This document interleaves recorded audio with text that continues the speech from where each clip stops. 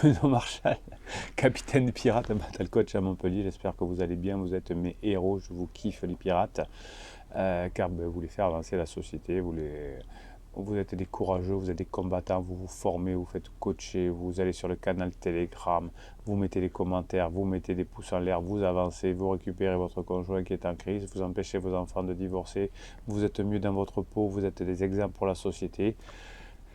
Vous êtes des héros, je vous kiffe. Aujourd'hui, on prépare les formations de mercredi prochain sur les crises existentielles de l'homme. Vous avez eu une formation la semaine dernière, mercredi dernier, que vous retrouvez en descriptif de cette vidéo sur la crise existentielle de la femme. Et ouais, on est au top, les pirates, on étudie à fond, on passe par les neurosciences, on est au top, on avance. Aujourd'hui, on va parler un peu de l'infidélité masculine. L'infidélité masculine, qu'est-ce qu'on pourrait en dire? Et on pourrait voir peut-être même que l'infidélité masculine peut se démasquer sur l'apparence. Est-ce que votre homme est infidèle? Voilà, là on va parler, on va rentrer dans le dur des neurosciences. Vous savez, on dit parfois, non mais ça, je savais qu'il allait tromper sa femme, ça se voit sur sa tête qu'il la trompe. Je le savais déjà, on voit que c'est quelqu'un qui va tromper. Donc les pansements sont sûrement comme ça. Les pansements, c'est les personnes qui profitent de la crise existentielle d'une femme ou d'un homme d'ailleurs pour s'attirer ses bonnes grâces. L'infidélité est quelque chose qui peut mettre le couple à mal, qui peut être d'ailleurs inscrit dans les gènes de la personne. Les femmes généralement font preuve d'une précision importante, sans égale, lorsqu'il s'agit de juger l'infidélité du sexe opposé, rien qu'en regardant le visage. On a fait des études en psychologie sociale et en neurosciences, et on s'est aperçu que, on a fait une étude d'ailleurs sur plus de 1500 personnes, 592 hommes et 924 femmes, et les participants devaient juger la photo de femmes et d'hommes avec une expression faciale neutre, et puis évaluer sur une échelle de 1 à 10 s'ils jugeaient ces dernières fidèles en couple ou non, juste par la photo. Eh bien, les résultats ont montré que non seulement les femmes sont plus aptes que les hommes à détecter l'infidélité chez le sexe opposé, mais aussi que le visage des femmes est assez insondable. Alors, comment deviner qu'un homme peut être infidèle? Le visage type d'un homme infidèle, parfait, est celui d'un homme avec une arcade sourcilière forte, des longs cils, une mâchoire carrée et des lèvres fines. Alors, vous allez vous épiler l'arcade sourcilière si vous ne voulez pas vous faire avoir, messieurs. Vous allez couper vos cils, vous allez mettre de la pulpe dans vos lèvres, sinon attention, vous allez vous faire gauler.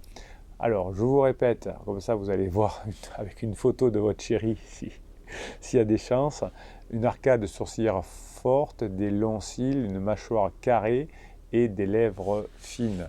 Oui, vous voyez que les femmes sont perspicaces pour voir les problèmes des hommes. Effectivement, pendant la crise existentielle, beaucoup d'hommes ont tendance à être infidèles, notamment lors de la crise de la quarantaine, où l'homme va aller chercher une petite chou, une petite jeunette pour se faire croire qu'il peut être encore viril, et puis qu'il est encore, que le temps n'a pas de prise sur lui. Il va revenir en arrière, il va croire que s'il a une petite jeunette avec lui, il va paraître plus jeune et que ça va être mieux pour lui. Non, ça ne marche pas comme ça. La courbe en U du bonheur, entre 40 et 50 ans, on n'est pas bien véritablement. Ensuite, ça remonte, donc il y a une courbe en U. Laissez-vous glisser, messieurs, ne stagnez pas en bas en allant voir une jeunette, ça ne sert à rien. Par contre, si vous pourrez remonter, vous laisser aller, accepter ce que vous êtes, bien là, ça ira beaucoup mieux et ça vous fera sortir de votre crise. En effet, la crise existentielle chez un homme, on le verra dans la formation de mercredi en détail, résulte d'une grande partie en tout cas de son choix et de son authenticité. Quand on est en crise existentielle, on a du mal à faire des choix et on a du mal à être authentique. On peut avoir l'impression qu'on aime plusieurs personnes à la fois. Ces crises d'existence postulent que finalement un homme peut tomber dans ces problèmes existentiels très rapidement et que c'est long pour en sortir.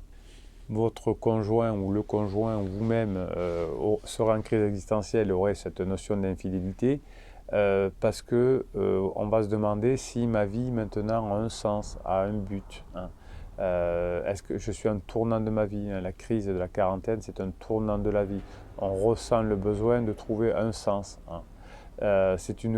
Pendant la crise existentielle, c'est pour ça qu'on va chercher un pansement, on est dans une forme d'anxiété, une forme de stress qui est présente tous les jours de manière lancinante chez un homme. Et lorsque on essaie de donner un sens à sa vie, simplement parce qu'en tant qu'être humain, on existe, eh bien, on n'arrive pas à le faire à ce moment-là. Et donc, on va voir cette anxiété, ce stress, ces conflits, cette inquiétude, et même parfois de la panique, qui va faire que nous allons retourner un peu en arrière.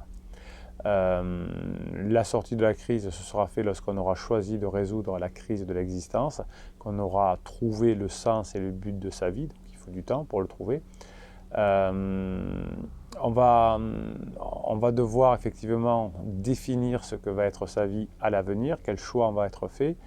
Et pour quelqu'un qui est en crise, tant qu'il n'a pas trouvé son chemin, faire des choix va lui paraître difficile. C'est pour ça que si on n'a pas beaucoup de propulsion, il n'y aura pas de choix défini vers le divorce par exemple.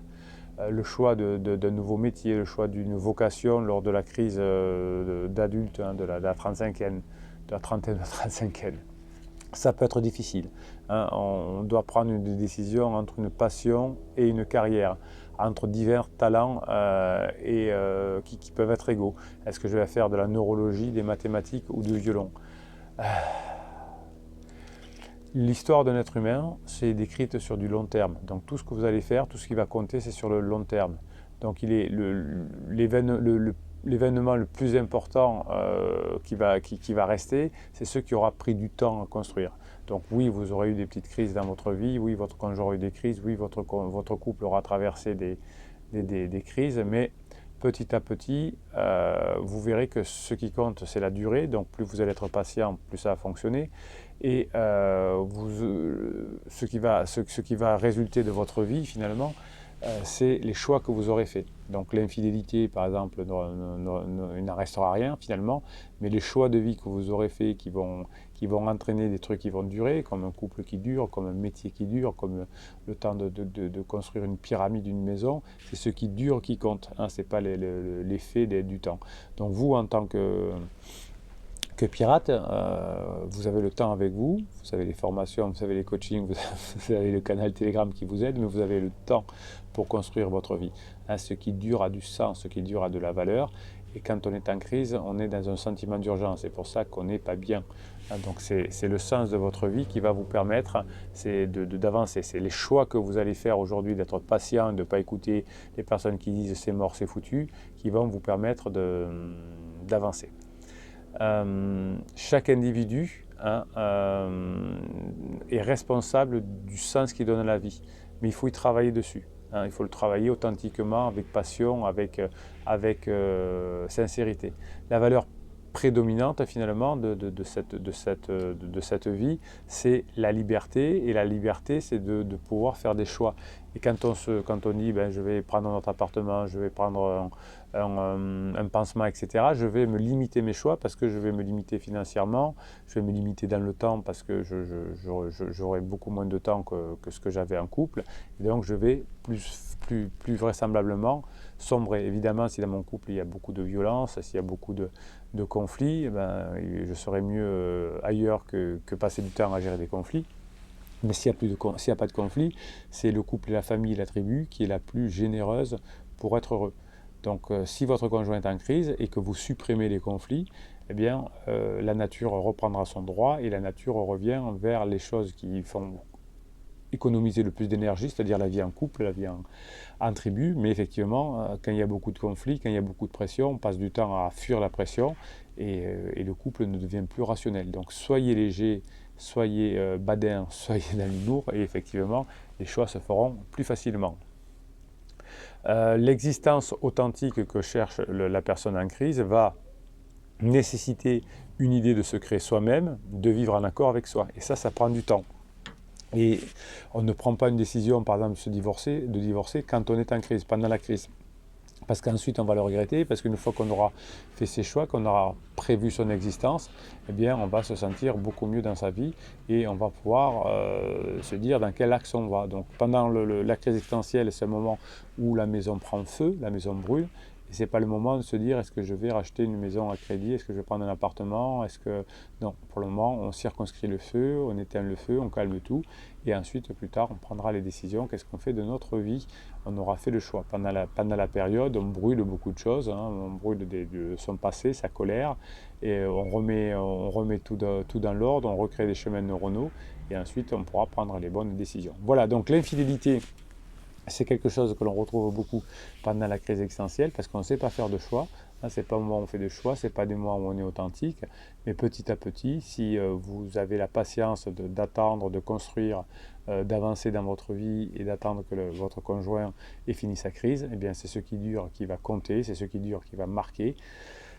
C'est ce qui va marquer votre existence. C'est pour ça que vous êtes des héros de la vie. C'est parce que vous savez être patient, c'est parce que vous savez avoir les compétences sociales, c'est parce que vous aimez connaître lui-même, vous aimez connaître les neurosciences, vous aimez apprendre, vous aimez vous former, vous aimez vous faire coacher, vous aimez vous aider, vous aimez vous entraider, vous aimez mettre des commentaires, des pouces, et vous êtes des héros de la vie parce que vous améliorez la société et vous donnez une image exemplaire à votre société. Pouce en l'air les pirates, vous êtes des vrais héros, je vous kiffe. Allez, des commentaires pour s'entraider entre pirates, des pouces en l'air pour que nos idées se répandent dans la société. On est des gars, des pirates et des piratesses au top. On s'abonne à cette chaîne et Bruno Marchal, il vous dit à très bientôt.